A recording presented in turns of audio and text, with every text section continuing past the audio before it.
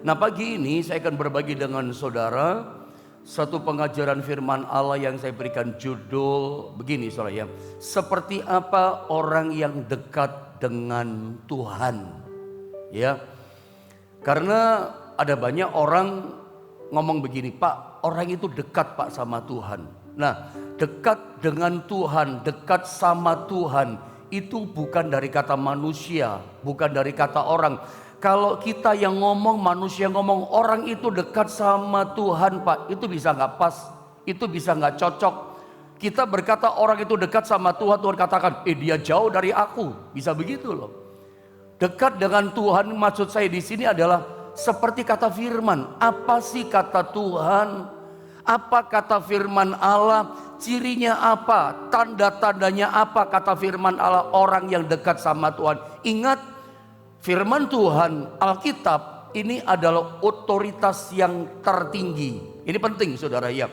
Sehingga bukan apa kata orang, bukan apa kata manusia, tetapi apa kata firman, apa kata Alkitab, cirinya, tandanya. Orang yang dekat sama Tuhan itu kayak apa sih? Cirinya seperti apa? Nah, ini mari saya tunjukkan sama saudara.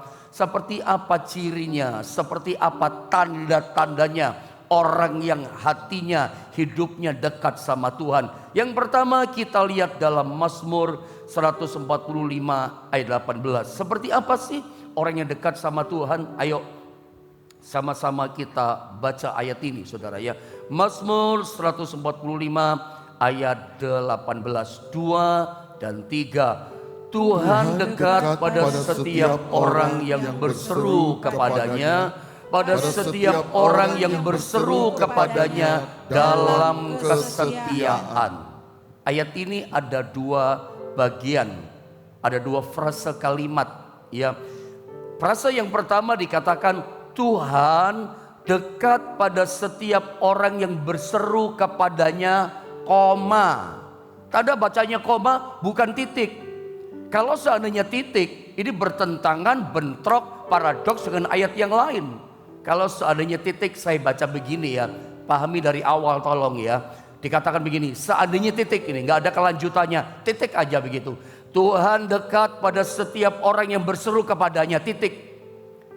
Kalau seandainya titik berarti orang yang berseru, Tuhan tolong saya, Tuhan kau ajaib, Tuhan kau luar biasa. Maka itu disebut dekat dengan Tuhan. Nah pertanyaannya, apakah hanya cukup sebatas berseru kepada Tuhan itu disebut dekat dengan Tuhan? Apakah hanya cukup modal berseru-seru memanggil nama Tuhan, Tuhan, Tuhan, lalu itu disebut dekat dengan Tuhan? Enggak. Kalau sampai ayat ini hanya berhenti pada kalimat yang pertama, Tuhan dekat pada setiap orang berseru kepadanya, maka ayat ini akan bentrok, akan paradoks berlawanan dengan Matius pasal 7 di ayat yang ke-21. Ayo sama-sama kita baca supaya dapat pemahaman yang baik.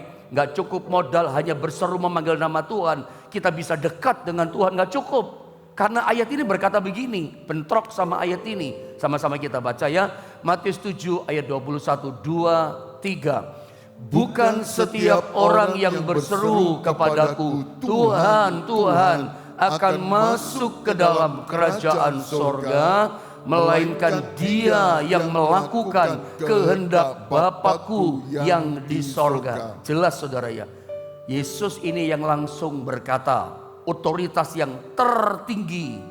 Yesus yang mengajar berkata begini, bukan setiap orang yang berseru kepadaku, memanggil begini, Tuhan, Tuhan, suka berseru memanggil nama Tuhan, akan masuk dalam kerajaan sorga. Nggak bisa masuk, melainkan dia yang melakukan kehendak Bapa-Ku yang di sorga. Bicara ketaatan ini, bicara kesetiaan. Taat itu bicara setia, taat bicara kepatuhan, bicara kesetiaan juga.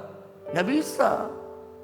Ternyata nggak cukup hanya sebatas modal suka memanggil nama Tuhan. Nggak cukup kita orang Kristen hanya modal berseru, Tuhan, Tuhan tolong saya.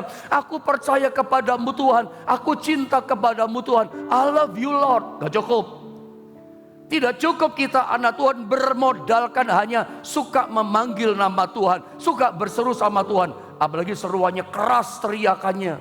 pakai mic begini, gak cukup loh saudara ya. Makanya seringkali manusia suka gagal paham, salah paham. Dipikir, oh suka panggil nama Tuhan. Tiap hari berseru-seru panggil nama Tuhan. Oh berarti dia dekat sama Tuhan. Enggak begitu. Bukan dari kata orang, kata firman. Bukan dari kata nabi, bukan dari kata rasul, kata firman. Firman itu otoritas tertinggi. Apa ciri, apa tanda dari orang yang dekat dengan Tuhan? Kepada siapa Tuhan mau mendekatkan pribadinya kepada yang dicintainya. Mari kita kembali kepada ayat tadi. Saya baca ulang sekali lagi ayat ini.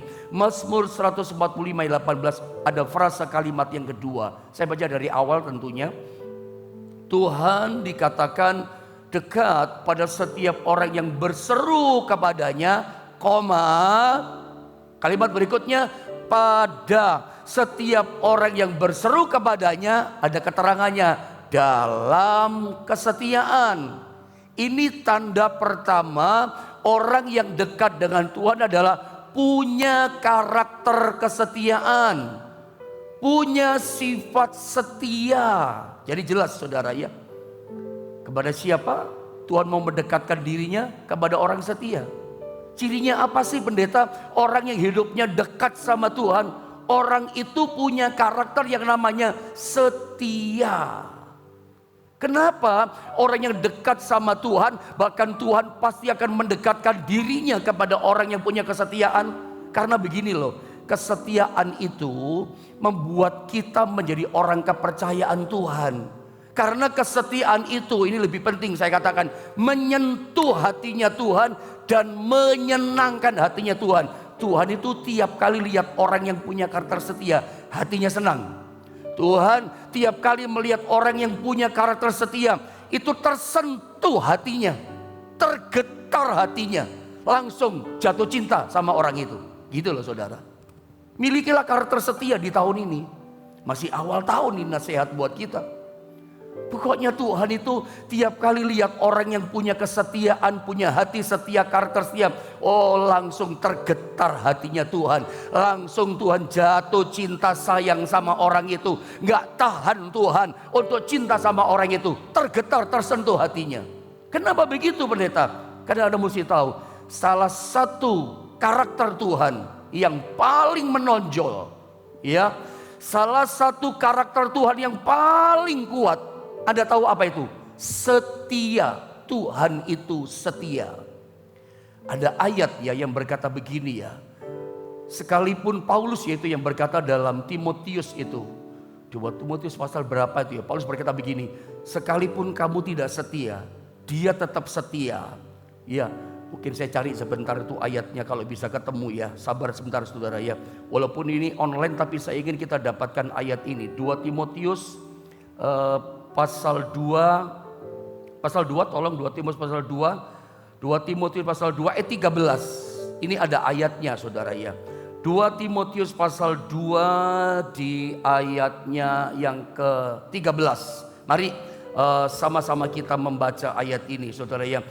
Kenapa sih Tuhan paling jatuh cinta sama orang yang setia? Karena karakter dia itu setia, menonjol, paling setia Tuhan. Ayo sama-sama kita baca 2 dan 3. Jika kita tidak setia, dia tetap setia.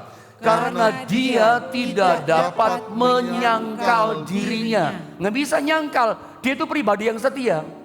Sekalipun kita gak setia seperti anak terhilang. Tahu cerita anak terhilang? Anak bungsu prodigal son itu, dia tinggalkan bapaknya. Anak kok gak setia sama bapak? Dengar ya. Sebelum kita bisa setia kepada Tuhan yang roh adanya yang tidak kelihatan, belajarlah setia sama yang kelihatan. Kalau kamu anak, ya setia sama papa mamamu, setia. Kalau jadi anak gak bisa setia sama orang tua kita, bagaimana coba Anda bisa setia sama Tuhan yang gak kelihatan? Setia dulu sama yang kelihatan. Jadi suami setia kepada keluarga, kepada istri sama anak-anak kita. Jadi istri belajar setia juga kepada suamimu. Setia kepada keluarga kita. Kalau kita hamba-hamba Tuhan, permisi bicara maafkan saya, kita pun harus setia pada panggilan tanggung jawab yang Tuhan percayakan, di mana kita dipanggil, di mana kita dipercayakan dipanggil Tuhan. Belajar setia. kepada profesi pekerjaan saudara masing-masing. Belajar setia di situ. Bagaimana Anda bisa sukses ya? Bagaimana Anda bisa berhasil kalau sama pekerjaan profesi Anda saja Anda nggak bisa setia?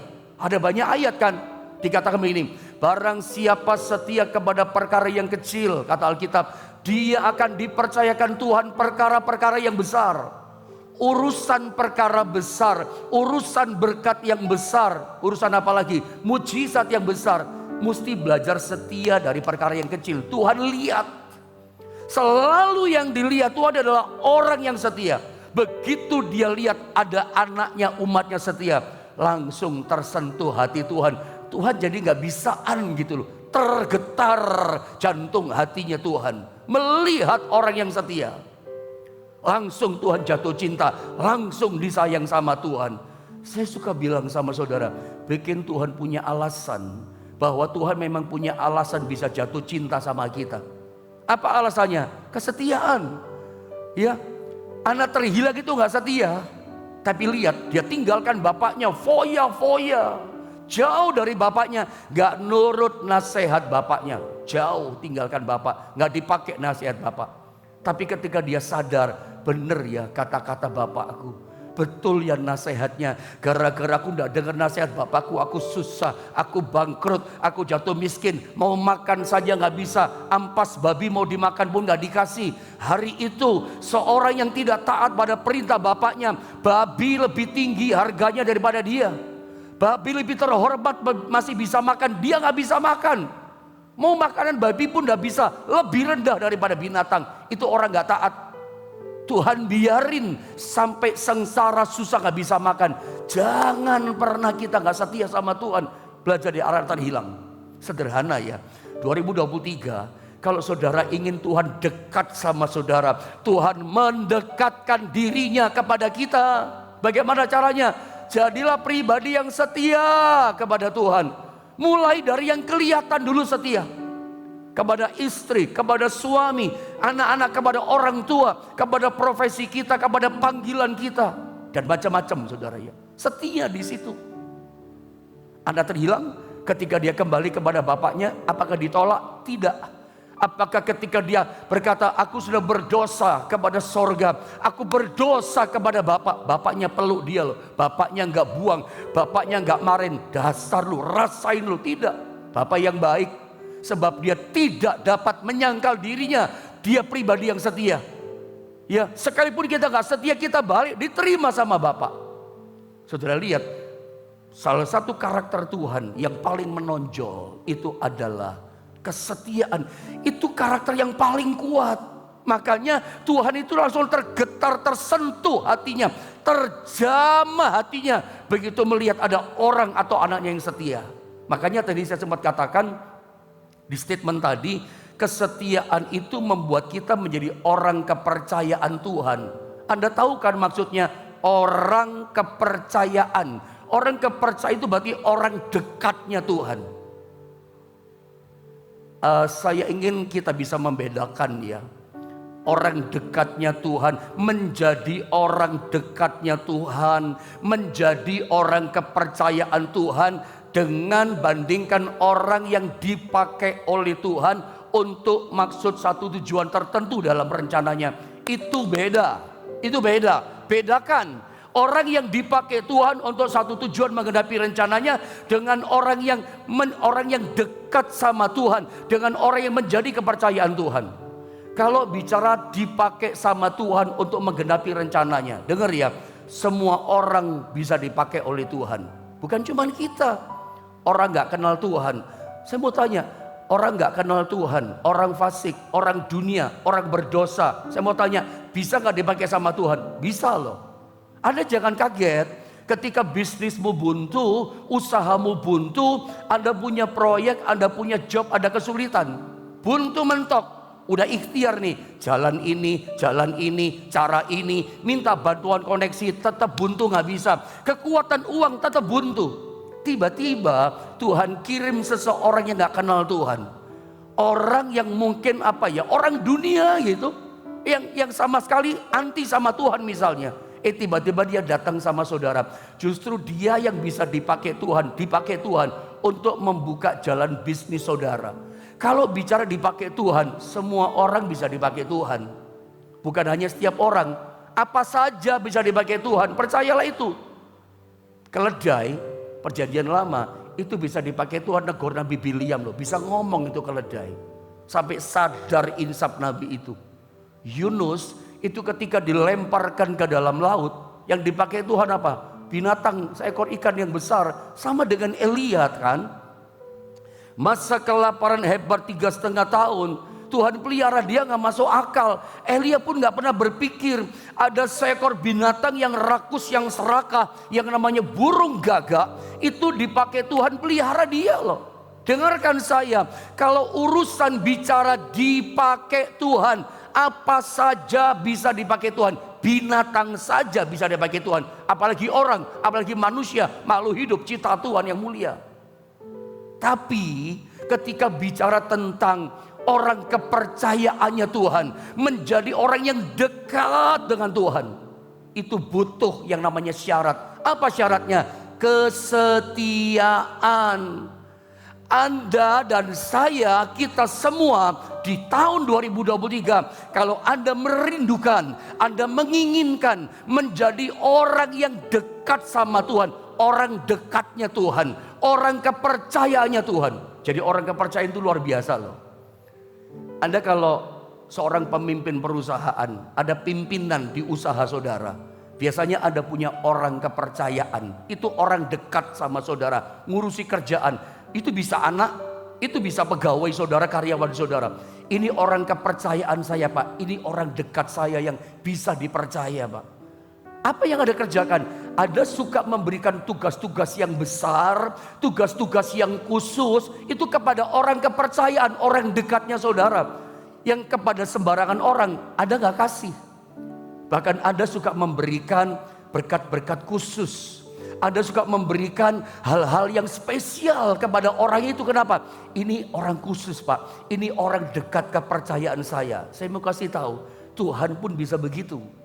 Kalau Anda di tahun 2023 ini, Anda bisa berjuang menjadi orang dekatnya Tuhan. Anda bisa berjuang menjadi orang kepercayaannya Tuhan. Saya percaya, apa yang Tuhan tidak kerjakan sama orang lain, Tuhan bisa kerjakan sama saudara. Apa yang Tuhan beri sama saudara, Tuhan gak beri sama orang lain loh. Spesial. Anda jadi orang spesial karena Anda jadi orang dekatnya Tuhan. Bagaimana caranya pendeta jadi orang dekatnya kepercayaan Tuhan? Saudara harus punya karakter yang namanya kesetiaan. Kalau cuma dipakai Tuhan, semua bisa dipakai Tuhan. Orang baru percaya pada Tuhan bisa dipakai Tuhan. Anda lihat ya, dalam ibadah-ibadah KKR Kesemuan Ilahi, seringkali leadernya, hambanya yang dipakai Tuhan berkata, sini kamu anak kecil, didoakan dia, doakan orang itu, didoakan sembuh orang. Sama anak kecil, siapa saja bisa dipakai sama Tuhan. Anda pun bisa dipakai Tuhan. Tetapi dalam tanda kutip, untuk menjadi orang dekatnya Tuhan, untuk menjadi orang kepercayaannya Tuhan, itu butuh kesetiaan. Sekarang saya mau terangkan tentang kesetiaan. Kesetiaan itu bicara tentang apa sih? Kesetiaan itu bicara tentang loyalitas. Jadi kalau Anda di tahun 2023 Anda ingin, saya rindu Pak Pendeta, di tahun ini 2023 saya mau jadi anak Tuhan yang setia. Good, saya katakan bagus. Tapi dengar, untuk jadi orang setia nomor satu, Anda harus punya yang namanya loyalitas. Mentalitas loyalitas mesti punya. Loyal sama Tuhan. Kedua, kesetiaan bicara pengorbanan. Kesetiaan bicara bayar harga. Kesetiaan bicara ketaatan atau kepatuhan. Saya kasih catatan kaki di bawahnya. Dan seringkali perhatikan, seringkali kesetiaan itu menggores di hati kita. Lihat saya kasih peragaan. Seringkali ketika kita ingin jadi orang setia, kesetiaan loyalitas kita, pengorbanan kita, bayar harga kita, ketaatan kepatuhan kita, itu menggores di hati kita. Bagaimana tidak? Kita mau tetap loyal, kita mau tetap setia, aku tetap mau patuh, mau taat, aku tetap berani bayar harga, aku tetap setia sama Tuhan. Di saat gini, kita mengalami situasi yang tidak kita harapkan. Kita mengalami satu misalnya hal yang gak menyenangkan, mengalami kerugian, mengalami jalan buntu. Ya, dan kita begini berpikir, kita gak paham, kok saya ngalami ini? Kita nggak ngerti gitu loh. Kok saya ngalami gini sih? Saat kita nggak paham kenapa terjadi sama kita, saat kita belum bisa mengerti, bahkan kita nggak bisa terima sebetulnya, karena kita udah merasa setia, kita udah merasa bayar harga sama Tuhan. Kita mungkin merasa begini, saya udah pagi-pagi bangun cari Tuhan, kok saya ngalami gini ya? Maksudnya gini, rasa-rasanya hati kita gak bisa terima ngalami seperti ini. Tapi di saat kita gak bisa terima, saat kita gak bisa ngerti dan tidak paham kenapa saya alami ini, kita berkata, aku tetap loyal kepadamu Tuhan. Bayangkan saudara ya, saat kita tidak mengerti, kita mengalami masalah, kita berkata, aku tetap bayar harga, tetap bangun pagi Tuhan. Itu luar biasa loh. Itu ada goresan di hati, kesetiaan. Goresan saudara. Aku tetap patuh Tuhan, aku tetap taat Tuhan. Pokoknya aku sekarang bangun pagi, besok juga Tuhan aku cari Tuhan. Tidak berhenti. Kesulitan, masalah yang kita nggak pahami, yang secara daging kita nggak mau terima. Kok saya ngalami ini? Tapi kita tetap, aku mau loyal. Itu goresan. Makanya Tuhan setiap kali melihat anaknya, hambanya, umatnya setia, tergetar jantung hati Tuhan. Langsung Tuhan jatuh cinta. Tuhan berpikir begini, ini ngalami masalah, aku izinkan ngalami proses, dia difitnah, jalan buntu, tetap berani bayar harga, tetap setia, tetap patuh, tetap loyal sama Tuhan. Tuhan ketika lihat orang seperti ini, oh Tuhan gak tahan, aku sayang sama kamu. Dan pada waktunya orang yang setia seperti ini, itu akan menjadi orang dekatnya Tuhan. Orang kepercayaan Tuhan yang Tuhan tidak kerjakan sama orang lain, Tuhan kerjakan, beri sama saudara. Orang setia itu selalu mendapat anugerah spesial. Samalah gambaran saya tadi, analoginya. Anda dengan karyawan biasa, ada pimpinan bos, dengan satu karyawan, kepercayaan yang dekat sama saudara, dekat dengan hidup keluarga saudara, dengan pekerjaan saudara, pasti ada yang lebih Anda berikan. Ada anugerah spesial. Sama Tuhan, perlakuan Tuhan kepada setiap kita.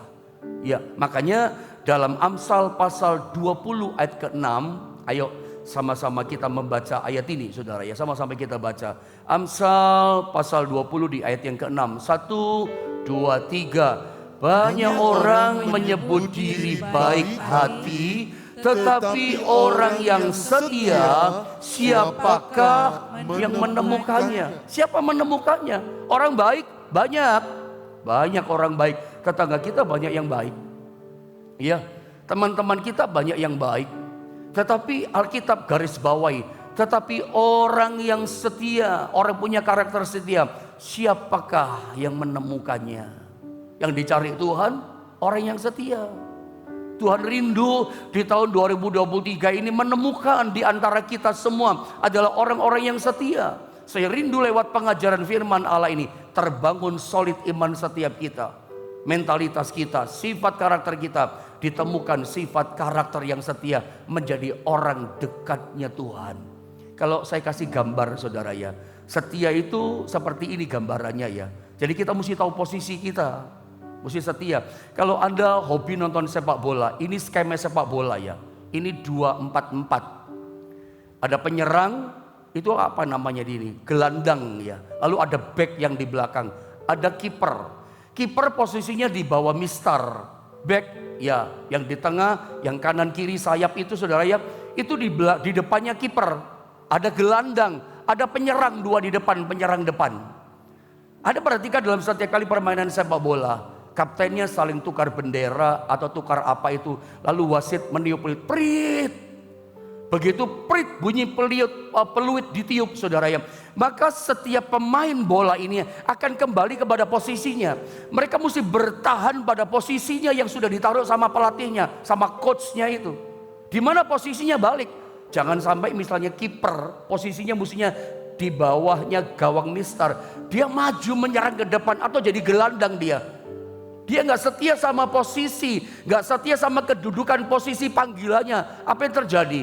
Bisa kalah timnya. Dia akan jadi biang kerok kekalahan, akar masalah kekalahan. Kenapa? Nggak setia pada posisi. Harusnya di belakang, di bawah gawang mistar, maju nyerang dia. Nggak bisa begitu. Dalam panggilan pelayanan, dalam kehidupan setiap kita tahu posisi kita. Kalau sekarang kita dalam posisi diproses sama Tuhan, kita dalam posisi dipanggil Tuhan dalam profesi pekerjaan kita, cobalah belajar setia pada posisi itu. Lagi ngalami goncangan, jalan saya tertutup Pak. Saya lagi ngalami sakit posisi sekarang tubuh saya. Saya mau katakan sama saudara dalam renungan pengajaran firman Allah ini. Doa saya saudara ya, biarlah Anda tetap setia pada posisimu.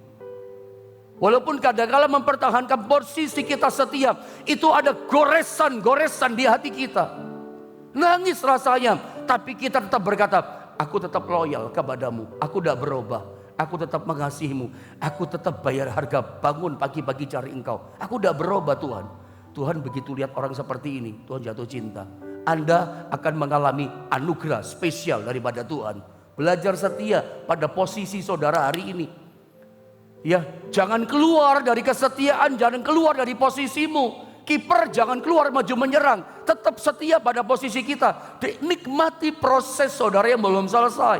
Berdamai dengan posisimu hari ini, tapi tidak nyaman pendeta. Inilah ada goresan. Tetap menunjukkan kepatuhan, tetap menanjakan ketaatan kesetiaan kepada Tuhan. Ibadah kita pun tetap setia.